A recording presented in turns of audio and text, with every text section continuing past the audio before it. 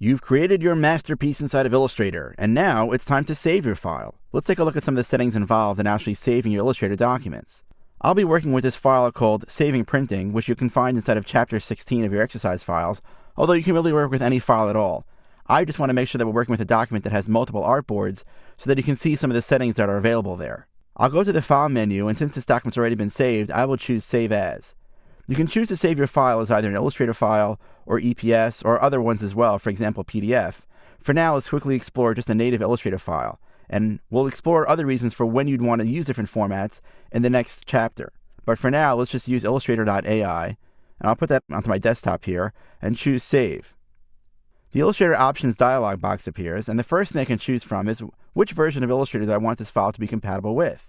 Now, if I'm going to be working inside of Illustrator CS4 moving forward, I obviously want to use Illustrator CS4, as that will present the most rich and robust information available. However, if I need to send this file to somebody else who doesn't have the latest version of Illustrator, I can choose an older version of Illustrator from this pop-up menu.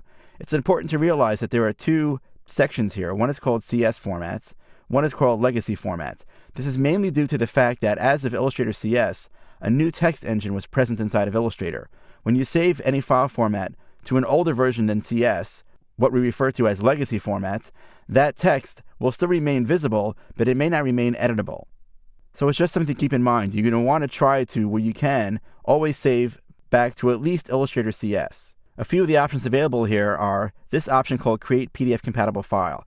This option, which is on by default, should actually stay on if you know that your Illustrator file is going to end up in another graphics application. For example, if you're placing your file inside of InDesign or Adobe After Effects. Those applications read the PDF information that's embedded inside of the file.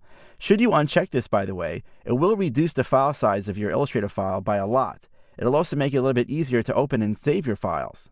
However, your files will only be able to be read by Illustrator itself and not by other applications. If you do have linked images inside of your file, choosing this option called Include Linked Files will actually turn those linked images into embedded images. So only check that option if you want that to happen. Illustrator itself has supported transparency features since Illustrator 9. So if you do choose to save your Illustrator file back to a version that's older than Illustrator 9, for example, Illustrator 8 or Illustrator 3, you can choose to decide how you want that transparency to be converted, either to preserve the paths or preserve the appearance, which is the default setting.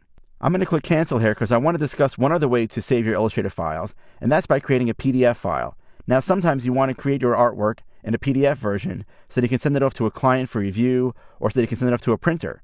To create a PDF out of Illustrator, you go through the same method. You actually save your file, but then we'll see when we choose PDF, we'll have many options to choose from. Let's go to the File menu here, choose Save As, but then from the Format menu here, instead of choosing Adobe Illustrator, we'll choose Adobe PDF. Now, go to my desktop, click Save, and I get the Save Adobe PDF dialog box. Now, Illustrator ships with many different PDF presets. These presets have all the settings that we're going to discuss in a moment already dialed in. For example, PDFX1A 2001 is a standard that most of the print industry has all agreed upon.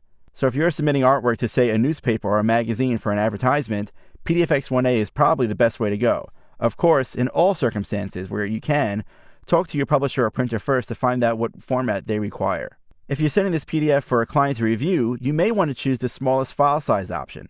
This will ensure that your resulting PDF is as small as possible so that you can easily email it to them. In fact, I'll go ahead and choose this option right now, smallest file size. I'll also come down over here where it says View PDF after saving. This is a great feature because it's rare that I want to send the PDF to my client without me seeing it first.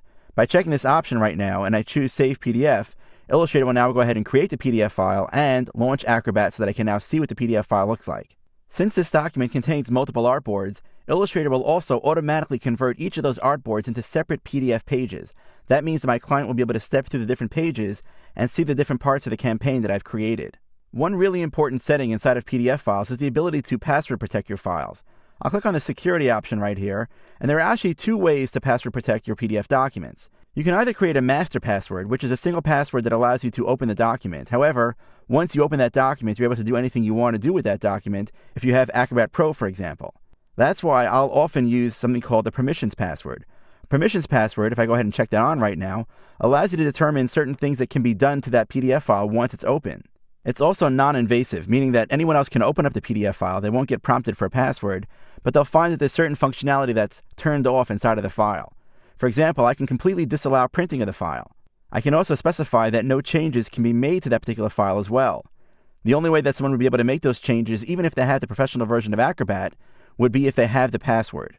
I'll click Cancel here, and that's how you can either save your file as a native Illustrator file or as a PDF file that you can send off to a printer or to a client for review.